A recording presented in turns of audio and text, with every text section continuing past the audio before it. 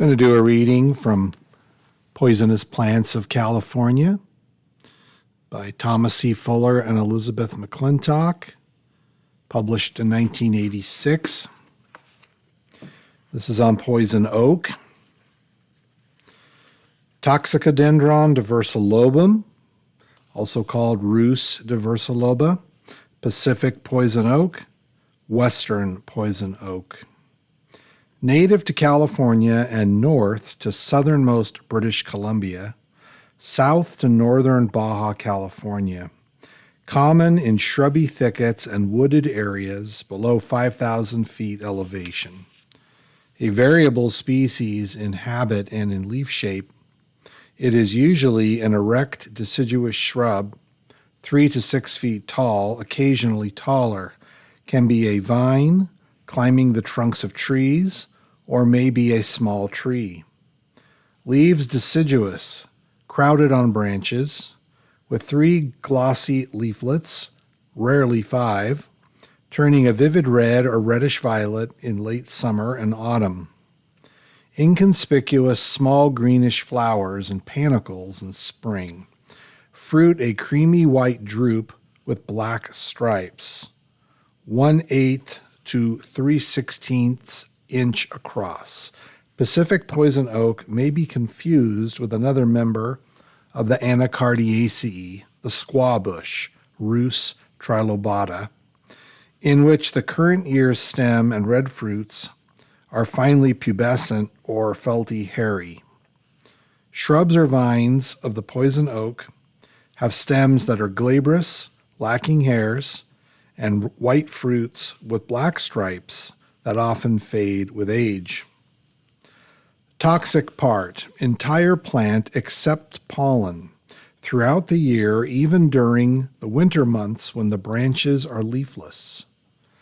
Toxin, urushiol, a non-volatile phenolic allergen contained within the plant's resin canals and released when the tissues are injured. Symptoms: a person becomes sensitized after the first direct skin contact with any part of the plant. Probably 7 out of every 10 people in the United States can develop this allergy if exposed to the toxin a second time. Symptoms from the first exposure to the allergen in the various species of Toxicodendron are extremely rare.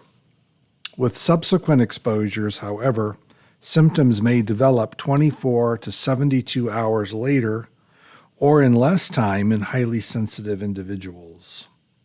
Early manifestation of contact dermatitis caused by this toxin is redness and swelling of the skin, accompanied by itching that continues to be a constant feature of this disorder.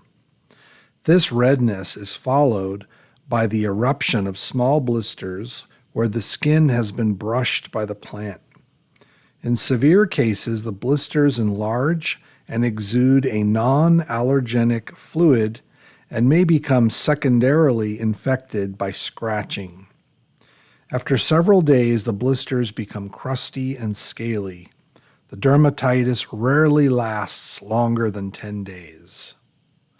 Only humans and closely related primates get this dermatitis.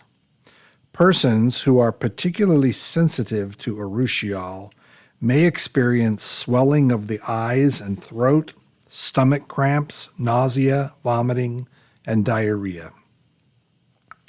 This dermatitis is caused by brushing against bruised or broken stems or leaves of the plant or by touching objects that have come in contact with the plant, such as clothing or tools or the fur of a pet.